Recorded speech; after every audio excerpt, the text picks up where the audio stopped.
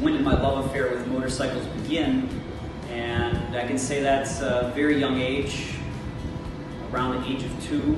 I have photos of myself on a little red pedal bike, pedaling around the neighborhood, and for as long as I can remember, anything with 2 wheels or 4 wheels has been an obsession of mine, and it's gone back and forth between motorcycles and cars, road racing versus off-road for my whole life. So I'll get a little too obsessed with something and kind of overdo it, and then I'll switch from road racing to dirt bikes, and then I'll get a little too obsessed with dirt bikes, and I'll switch back to 4 wheels, and then back to 2, and then it's just a love affair that is somewhat of a healthy and unhealthy obsession.